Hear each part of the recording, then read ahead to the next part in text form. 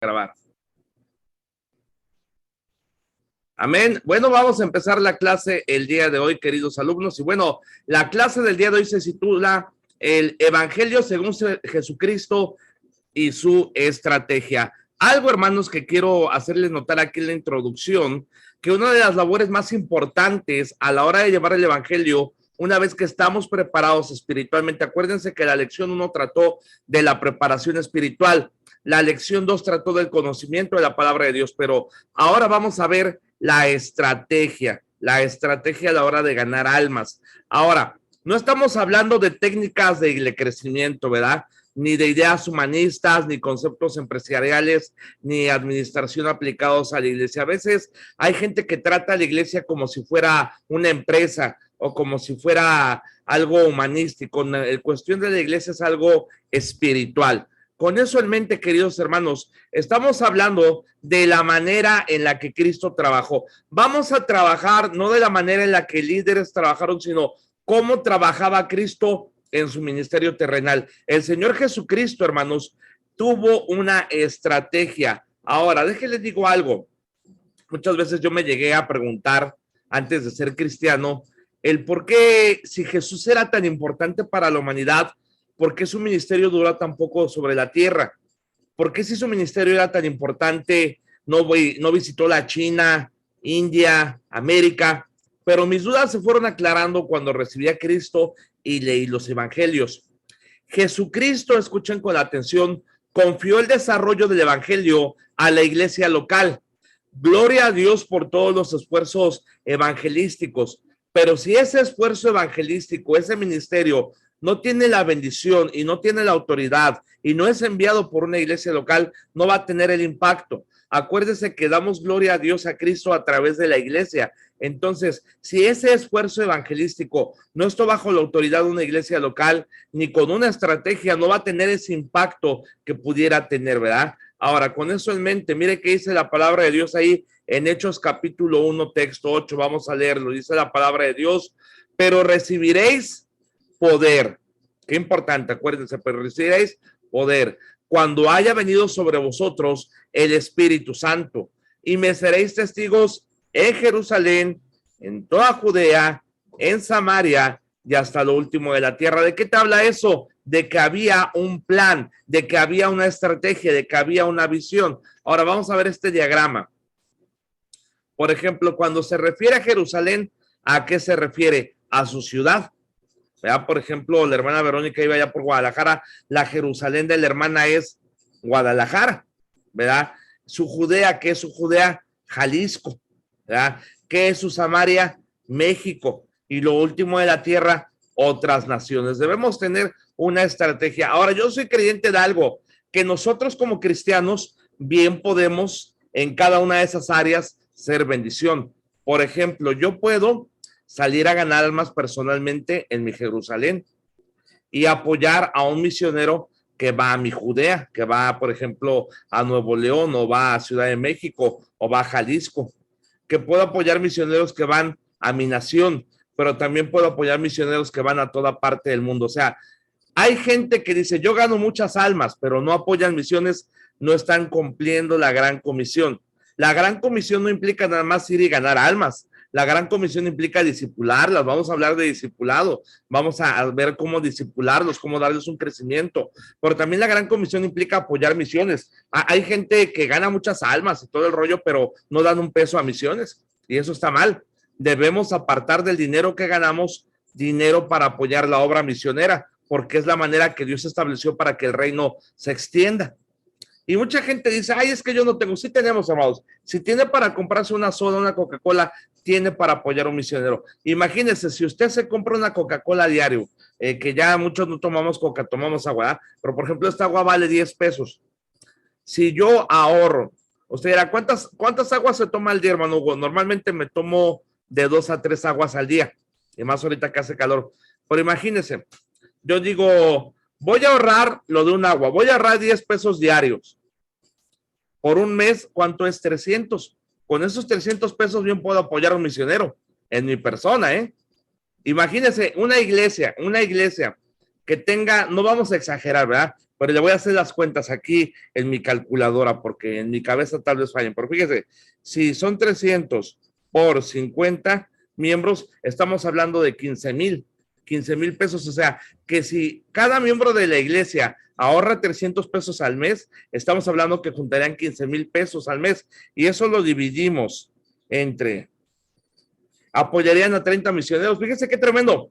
Si cada hermano de la iglesia ahorra lo equivalente a tomarse un vaso de agua al mes, y son al menos 50 miembros de la iglesia, esa iglesia apoyaría en promedio a 30 misioneros. Hay iglesias que no apoyan ni uno. Hay hermanos que no apoyan a nadie. Hermano, necesitamos tener un plan, necesitamos tener una estrategia. Hay iglesias que yo he visto, he ido a predicar a conferencias de misiones y al final vuelvo a no ir el otro año y hermano, ¿cuántos misioneros está apoyando? Pues a 8. Hermano, el año pasado estaba apoyando a 8. Se trata de que no solamente sigamos apoyando a los 8, sino que apoyamos más. El reino de Dios necesita tener una ¿qué? Estrategia. ¿Sí están aquí conmigo? Ahora sigamos adelante.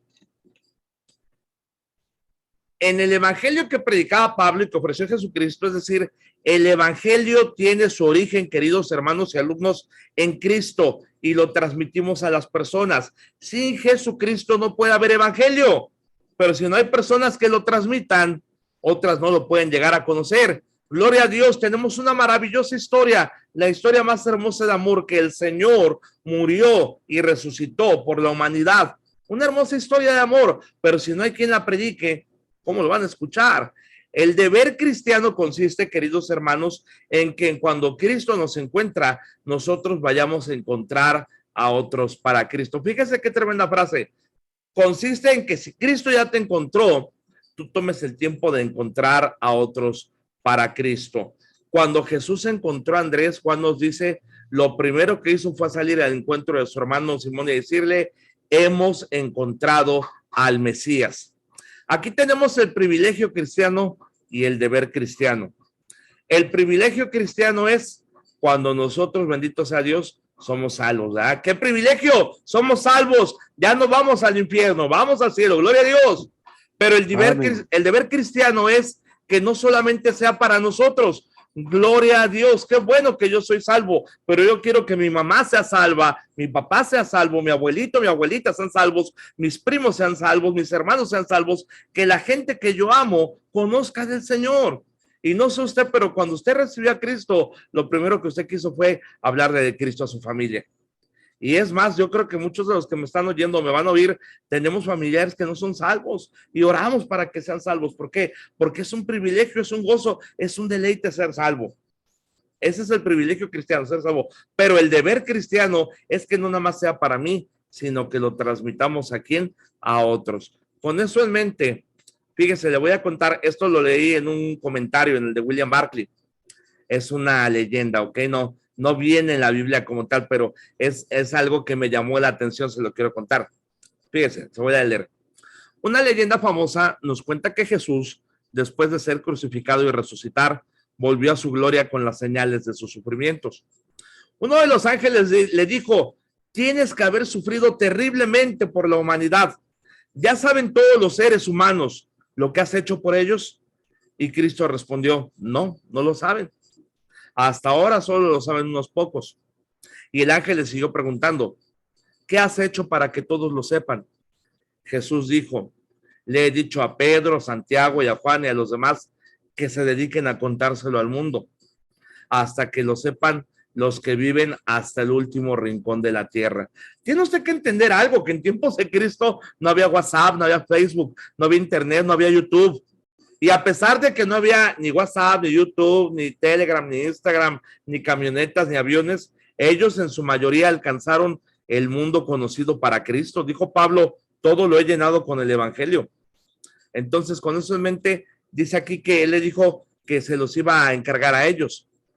El ángel se quedó pensativo, porque sabía lo olvidadizos y los despistados que somos los seres humanos. Sí, siguió diciendo, pero ¿y si se les olvida a ellos? ¿Y si se cansan de decírselo a otros? ¿Qué pasará si para el siglo XX los que saben la historia de tu amor te fallan y dejan de contársela a otros? ¿Qué pasará entonces? ¿Es que no has hecho ningún otro plan? Y Cristo les dijo, no he hecho ningún otro plan. Cuento con ellos, me fío de ellos, fue la respuesta de Jesús. Jesús murió para darnos el evangelio y ahora cuenta con nosotros para transmitírselos a los demás. Fíjese qué confianza nos ha dado el Señor. Nos ha confiado su palabra, nos ha confiado el evangelio. Es como cuando una carrera de relevos, Jesús ya corrió el relevo que le tocaba, ya hizo su parte. Ahora nuestra parte es ir y llevarlo a las plazas, llevarlo a las puertas, llevarlo a los hospitales, llevarlo a los orfanatos, llevarlo a la gente que no conoce de Dios. Desgraciadamente, hermanos, poca gente. Mire, ahorita todos los cristianos cantan porque son buenos para cantar, son buenos para criticar, son buenos. Hay miles de ministerios, pero el ministerio de ganar almas, pocos lo hacen. Hasta los pastores, pocos pastores ganan almas, hermanos, la verdad. Están dedicados a todo, menos a predicar el evangelio. Déjele digo algo, el Señor cuenta con usted, el Señor cuenta conmigo para que llevemos el evangelio. Ahora, el evangelio es la consumación de la historia. Es algo que existía desde los tiempos y que ha venido y se ha revelado al mundo en la persona de Cristo. Algo absolutamente nuevo sucedió cuando Jesús vino al mundo. La eternidad invadió al tiempo y Dios apareció en la tierra. Su venida fue el acontecimiento al que se dirigía toda la historia anterior y del que fluye toda la historia posterior. Después de la venida de Cristo, el mundo ya no fue el mismo. Fue el acontecimiento central de la historia y es por eso que la historia se divide en un antes y en un después de Cristo. No es antes y después de Buda, no es antes y después de Mahoma, no es antes y después de María. La historia se divide en un antes y en un después de Cristo. Es como si su venida, la vida y el mundo empezaran otra vez. Ahora, déjele digo algo, porque de repente hay falsas enseñanzas en cuanto al evangelio. El evangelio, hermanos, es para toda la humanidad. El Señor, cuando murió en la cruz, murió por todos. Ojo, Él sabía, hermanos, quién sí y quién no le iba a aceptar, porque Él es omnisciente. ¿Sí está aquí conmigo? Pero su amor es tan grande que Él murió por todos. O sea, no creemos en esa falsa doctrina de que Cristo murió por unos cuantos. No, dice la palabra de Dios, porque de tal manera amó Dios al mundo. Cristo murió por todos. Y dice la palabra de Dios allá en Corintios que el amor de Cristo nos constriñe pensando esto, que si uno murió, luego todos murieron y por todos murió, para que los que viven ya no vivan para sí, sino para aquel que murió y resucitó por ellos. La palabra de Dios nos dice que por todos murió. El evangelio es para toda la humanidad y así ha sido siempre, no solamente para los judíos. Su salida a todo el mundo no fue algo que ocurrió después. De tal manera amó Dios a quién, al mundo, no solamente Israel. Ojo, Israel es el pueblo de Dios. A través del pueblo de Dios vino el Salvador, a través del pueblo de Dios vino la palabra de Dios, pero Dios ama a todo el mundo. Los profetas, tal vez sin darse cuenta, intuyeron y anunciaron ese tiempo todavía, pero el propósito de Dios es que su conocimiento un día cubra toda la tierra como las aguas cubren el mar. Ahora vamos a leer Mateo 10, 5 al 7. Le voy a pedir a mi hermana Reina que nos lea Mateo 10, 5 al 7. Ahí viene en las hojitas, por favor, rápidamente.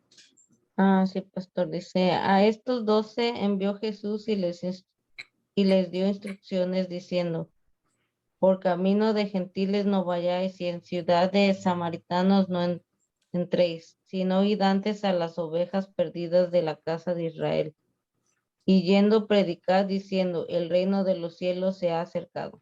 Amén, gracias hermana Reina. Sigamos adelante. Ahora, hermana Vero, léame Mateo 4:23, ahí vienen las hojitas.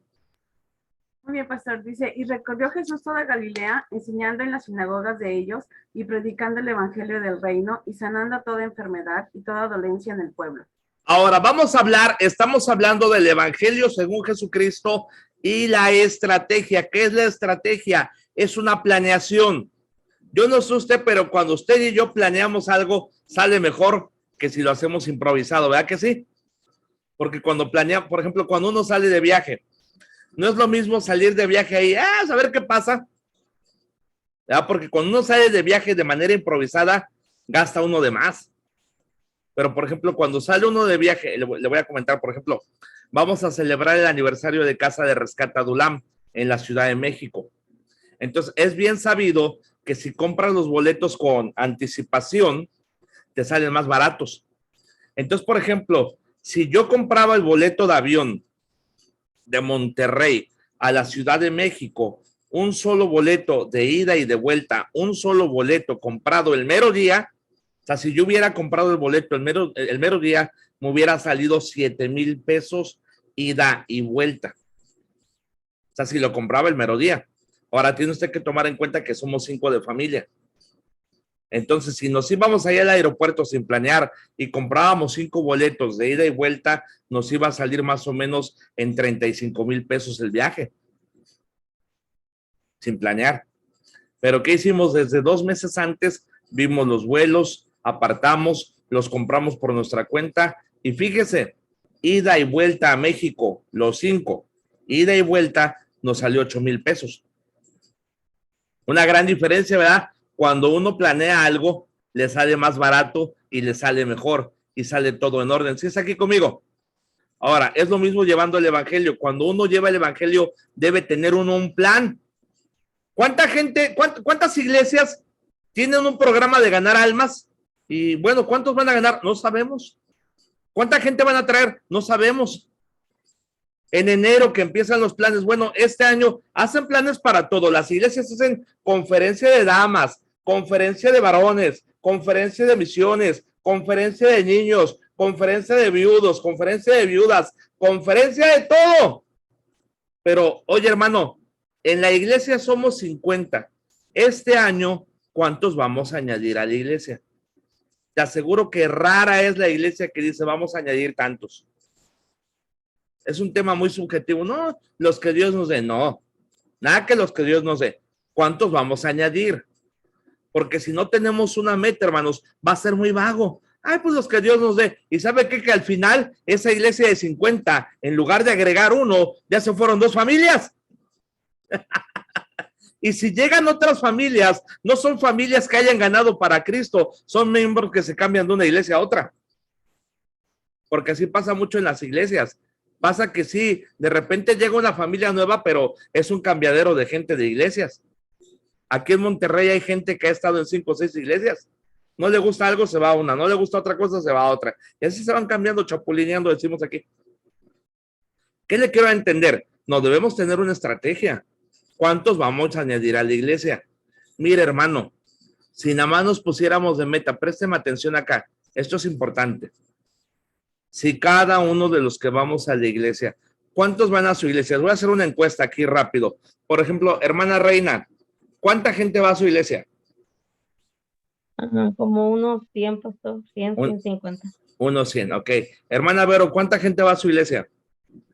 Híjole, no sé calcular, pero yo creo que como unos 80 o por ahí. Vamos a dejarlo en 80, a un cálculo conservador, ¿verdad? 80. Hermano Augusto, ¿cuánta gente va a su iglesia?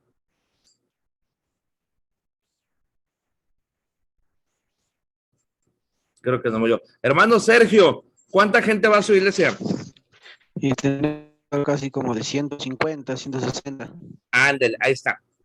En unos 100, en unos 150, en otros 80. Ahora, si el pastor de esa iglesia dijera, hermanos, este año, todo un año, la meta va a ser que cada hermano de la iglesia traiga una persona, le hable de Cristo, la gane para Cristo, le dé un discipulado, la persona pase a bautizarse y se agrega a la iglesia. ¿Será una meta difícil de cumplir? Con todo respeto. No. Uno, nada más uno, ¿eh? No te estoy diciendo que los 1000 ni los 100, no. Que de esos 100 que van a la iglesia de Reina, que de esos 80 que van a la iglesia de Vero, que de esos 150 que van a la iglesia de Sergio, cada hermano se comprometiera a añadir a una persona al final del año. Si cada uno agrega uno, discúlpame, pero en la iglesia de Reina serían 200. Y en la iglesia de Verónica serían 160. Y en la iglesia de Sergio serían 300. ¿Verdad que sí, hermanos? ¿O me equivoco? Sí es. No me equivoco.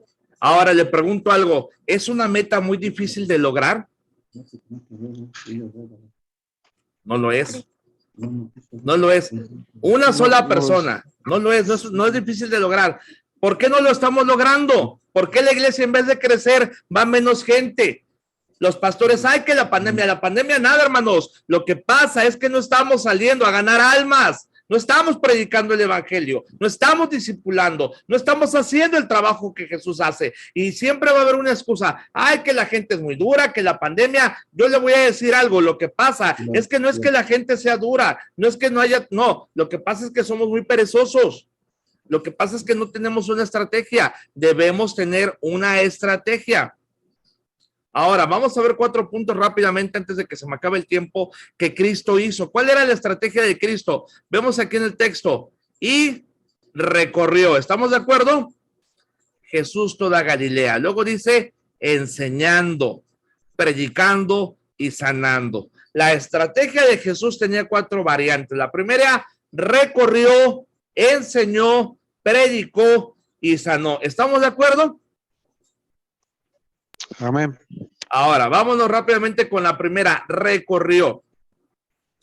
Nada va a pasar, hermanos, a menos de que levantemos nuestros asientos y recorramos el área que Dios nos ha encomendado recorrer. Hay cristianos que oran por China, por África, pero ni a su vecino han ganado para Cristo. Tiene usted que entender algo bien interesante.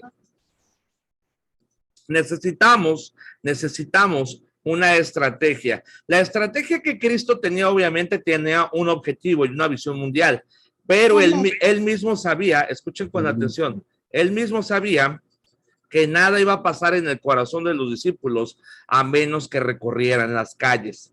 Algo va a pasar, hermanos, créanme. Yo cuando recorro las calles predicando el evangelio, algo pasa en mí, me quebranto, hermanos. Me humillo, digo, Señor, cuánta necesidad. La semana pasada yo les compartía fotos, le prediqué a un grupo de personas que estaban tomando cerveza y a mí no me dio pena, yo llegué, yo les prediqué y les hablé de Cristo porque me quebrantó. Muchos de ellos hasta dejaron su cerveza a un lado. Dijeron, por respeto al hermano vamos a dejar de tomar. ¿Qué se necesita? Necesitamos gente que recorra, vaya y recorra su ciudad llevando el evangelio. Todo ganador de almas efectivo toma tiempo para conocer y recorrer su área. Ahora, esto va dentro de la estrategia. Anótelo o escríbalo. Tenga un mapa del área donde va a recorrer. ¿Sí está aquí conmigo? ¿De qué me va a servir el mapa? Hoy en día es bien fácil, hermanos. Ahí en Google Maps, ir a imprimir el mapa, porque ese mapa, hermanos, te va a ayudar a recorrer las calles de tu colonia. Tocar puerta por puerta. Ahorita vamos a ver lo siguiente. Fíjate, las instrucciones. Estas son unas instrucciones. Recorra al menos 5 veces el área. Muchas veces, hermano, ya tocamos en esa colonia, vuelva a tocar. Ya tocamos en ese barrio, vuelva a tocar. ¿Por qué, hermano Hugo? Recuerde que no siempre están las mismas personas en la casa. Una vez me aconteció que pasé en una puerta y salió un ancianito y me aventó un perro, un pastor alemán lo soltó. y como pude me fui. Y dice, no venga, va. Pero la semana que siguió, ¿qué creen que hice? Volví a ir. ¿Y saben qué fue lo padre? Que ya no salió el viejito y ya no sacó al perro. Salió un joven. Le dije, oye, joven, te invito a la iglesia, que aquí, que allá, que allá, que acá. El joven recibió a Cristo y fue a la iglesia. Entonces, en una sola casa no siempre vive la misma persona, viven diferentes gentes. Recorre 5 o 6 veces el área porque no siempre están los mismos en la casa. Ahora, siguiente. Algunas personas están ocupadas. Vuelve a pasar en otra ocasión. ¿Sí está aquí conmigo? Por ejemplo, a mí me ha tocado que paso y están comiendo, literalmente están comiendo. Y me dice, estamos comiendo. Le digo, mire, le regalo el folleto. ¿Pudiera pasar en otra ocasión a explicárselo? Claro que sí. Pero sí vuelvo a pasar. Me ha pasado que vuelvo a pasar. Ay, sí vino. Le digo, pues sí, le digo, yo prometí volver. Y les explico el evangelio. Ahora, sea sabio, fíjate, en cuanto a los tiempos que vas a visitar. Fíjate lo que te voy a decir. De lugar en lugar varía. Yo no sé cómo es en Argentina, cómo es en Guadalajara, cómo es en Estados Unidos, cómo es en Indiana, no lo sé. Pero ahí le va, por ejemplo, aquí en Monterrey. Si tú llegas a una casa a las 2 de la tarde, nadie te va a atender. ¿Por qué, Manugo? Porque es la hora en la que están comiendo. Normalmente de 2 a 3 de la tarde la gente se sienta a comer aquí en Monterrey. Entonces, no es muy sabio salir a predicar el evangelio a esa hora. Yo te sugiero, por ejemplo, aquí una hora muy sabia sería en las mañanas como de 9 a 1, que no hace tanto calor, o en la tarde como de 5 a 9.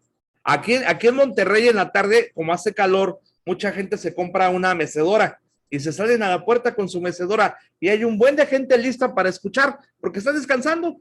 Y tú llegas, les das el folleto y te atienden. Debe ser sabio. Por eso dice la palabra de Dios, pescadores de hombres. Un verdadero pescador sabe a qué hora salen los peces, sabe qué clase de pez quiere pescar. Sé sabio a la hora de salir a tocar puertas. Con esto no te estoy diciendo que no salgas a todas, no, sal a la hora que quieras. Yo solamente te estoy dando un consejo, ¿ok? Ahora, siguiente. Vamos a leer, por favor, Mateo 10, 5 al 15, ¿ok? Fíjese qué dice la estrategia de Jesús, véala. A estos 12 envió Jesús y les dio instrucciones diciendo, por camino de gentiles no vayáis y en ciudades samaritanos no entréis, sino id antes a las ovejas perdidas de la casa de Israel. Y yendo predicad diciendo, el reino de los cielos se ha acercado.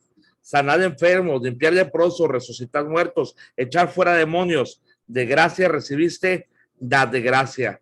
No proveáis de oro, ni plata, ni cobre en vuestros cintos, ni de alforja para el camino, ni de 2 túnicas, ni de calzado, ni de bordón, porque el obrero es digno de su salario. ¿Verdad? Hay gente que dice, ay, si no me apoyan no voy, pues no vaya, hay que ir por fe.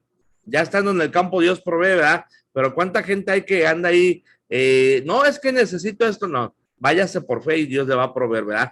Pero ahora dice aquí, más en cualquier, y viene en la Biblia, para que no digan que es algo mío, ahí viene en la Biblia. Ahora, más en cualquier ciudad o aldea en que entréis, informad quien sea digno y posad ahí hasta que salgáis, y al entrar en la casa saludarla, y si la casa fuere digna, vuestra paz vendrá sobre ella, mas si no fuera digna, vuestra paz se volverá a vosotros. Y si alguno no recibiere ni oyere vuestras palabras, salid de aquella casa o ciudad, sacudid el polvo de vuestros pies. De cierto os digo que en el día del juicio será más tolerable el castigo para Sodoma y Gomorra que para aquella ciudad. Entonces vimos que la primera parte de esta estrategia es recorrió. ¿Hasta ahí vamos bien? Yo creo que sí, ok. Sí, sí. Perfecto, muy bien. Ahora vamos a enseñó. La palabra enseñar, hermanos, viene del griego didaskó, ok, que implica enseñar, dar clases. El ministerio de Jesús, hermanos, se caracterizó por su enseñanza. ¿Cómo le decían a Jesús? Rabí. Le decían maestro. Jesús era el maestro de maestros porque no nada más era una persona que se soltaba a gritar, no, era un maestro, sabía enseñar, sabía aplicar, usaba conceptos de la vida cotidiana y los aplicaba en términos espirituales. Solamente él era capaz de usar una analogía como del rebaño, del redil, y la gente lo entendía porque su auditorio eran agricultores, eran campesinos, era gente de campo. Ellos entendían. El maestro de maestros hacía todo para captar la atención de sus alumnos. Ahora, hay una gran diferencia entre predicar y enseñar. Hay pastores que son grandes predicadores, pero son pésimos maestros. Y hay pastores que son grandes maestros, pero son pésimos predicadores. Enseñar va más enfocado en la instrucción. Fíjese, una de las virtudes de Cristo fue que tuvo la capacidad dada por el Espíritu Santo de enseñar verdades profundas espiritualmente, habiendo aplicado conceptos que la audiencia que lo escuchara pudiese asimilar y comprender. Su enseñanza alcanzó al más humilde, pero también a los más preparados. A la hora de llevar el evangelio y enseñar, debemos recordar la importancia de enseñar clara y sencillamente el evangelio. No tenemos que profundizar para impresionar. ¿Qué tenemos que hacer? Entre más claro, mejor. Ahora, con eso en mente, caray, permítame tantito. Ahí está. Permítame, ahí está. Ahora sí ya. Nos quedan 10 minutos. Ahí ya está el cronómetro. Ahora, a la hora de llevar el evangelio, no tenemos que profundizar. Dice en Nehemías, y leían el libro de la ley de Dios claramente y ponían el sentido de modo que entendiesen que la lectura. ¿Ok? Entonces vemos enseñar. Diferencia entre enseñar y predicar. Viene del griego didaskalia, el cual significa instrucción. ¿Ok? Significa instructor, maestro. Enseñar, fíjate, significa conducir al hombre a una experiencia más íntima con la voluntad divina, puesto que la doctrina afecta tanto el intelecto como la voluntad. Eso es enseñar. Predicar viene del griego keruso, que significa proclamar, ¿verdad? Pregonar, hacer notorio en voz alta algo para que llegue al conocimiento de todos. Publicar algo que estaba oculto o que debía callarse y gritarlo a los cuatro vientos, ¿verdad? Conociendo el significado y algunas diferencias entre enseñar y predicar, vemos ahora en qué se aplica cada una de ellas y descubriremos más una de otras. Por ejemplo, Jesucristo predicaba. Una vez vista la diferencia entre enseñar y predicar, vemos que el ganador de almas no solamente debe enseñar, sino también debe predicar. Hay lugares y personas donde se requerirá enseñanza. Jesucristo fue maestro y también Jesucristo fue predicador. Jesucristo, por ejemplo, fue maestro con la mujer samaritana, pero Jesucristo predicó el sermón del monte. Una cosa es predicar y otra enseñar. En la barca a la orilla del lago Jesucristo predicó, a Nicodemo enseñó, en el pórtico del templo predicó, a los fariseos hipócritas predicó, a la mujer samaritana enseñó. Predicar es proclamar, es exaltar, es hacerse escuchar. Se debe hacer con ánimo, con pasión, con entrega y lleno del Espíritu Santo. Ahora, una de las estrategias, vamos a ver, sanando. Ya vimos primeramente, hermanos, rápidamente vamos a ver aquí las instrucciones. Jesucristo recorrió, ¿ok? Jesucristo enseñó, predicó y mire qué dice aquí, sanó. Una de las estrategias de Cristo al predicar el evangelio es que no solamente proveía el bienestar espiritual a las personas, sino también suplía necesidades. Si bien sabemos que las necesidades y milagros que hubo en el Nuevo Testamento fueron hasta la palabra de Dios, hoy en día se debe predicar el evangelio con un enfoque en que las personas también sean atendidas en áreas que lo necesiten. Por ejemplo, muchas veces una persona va a recibir a Cristo, pero tú debes escucharla. Hay gente que necesita ser escuchada, hay gente que necesita ser abrazada, hay gente que antes de escuchar el evangelio necesita comer algo. Nosotros ahí en Adulama a veces vamos, otra vez había un hombre que tenía 3 días que no comía, nada comía, y empecé a hablarle de Cristo y me dijo, oiga, ¿no trae algo ahí de comer? Tiene 3 días que no como. Digo, claro que sí, y mandé a mi hijo por un pan y un refresco, y mientras comía recibió a Cristo. Una manera, hermanos, es ir al hospital a orar por los enfermos. Otra manera es ir a un funeral y dar el pésame y ganar almas. Otra es llevar alimentos a personas que los necesiten. Otra es ofrecer consejería y ayuda a los matrimonios con problemas. Mire qué dice, por favor, hermano Augusto, ¿me está escuchando?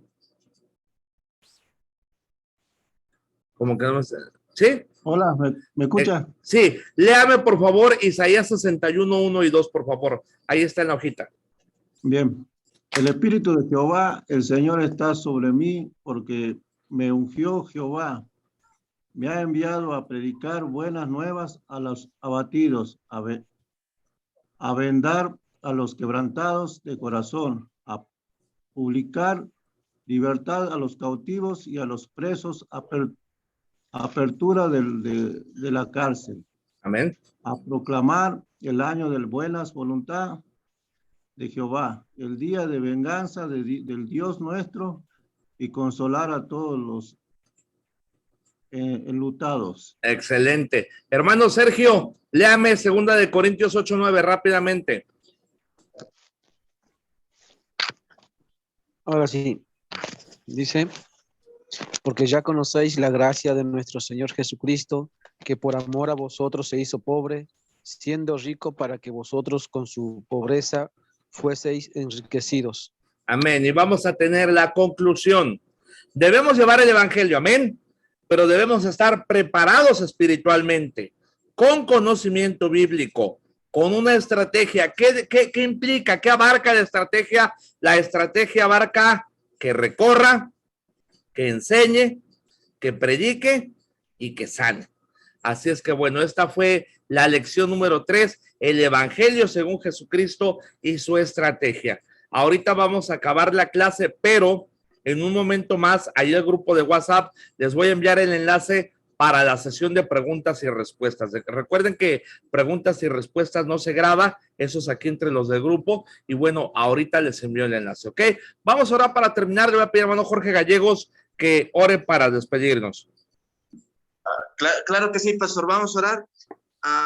Padre Celestial, damos nuevamente gracias, Señor, por la oportunidad de seguir aprendiendo tu palabra. Mi Dios, te seguimos pidiendo que bendigas el ministerio de Casa de Rescate de Ulam, al pastor Hugo Martínez, Señor. Sigue bendiciendo ese ministerio, que puedan llegar a muchas personas, Padre, y ser de bendición para mucha gente que está en necesidad. Padre, que tomemos la enseñanza, Señor, y la podemos aplicar a nuestras vidas. Te rogamos que hagas arder nuestras almas por el evangelismo, Señor, que lo hagamos por amor a tu nombre, Señor, y que demos fruto en nuestra vida espiritual. Te lo pedimos todo en el dulce nombre de Cristo Jesús. Amén. Amén, alumnos. Vamos a Amén. terminar esta sesión y ahorita en el grupo de WhatsApp les envío el enlace para preguntas y respuestas. Mientras, vayan preparando sus preguntas para ahorita atenderlos. Que Dios los bendiga.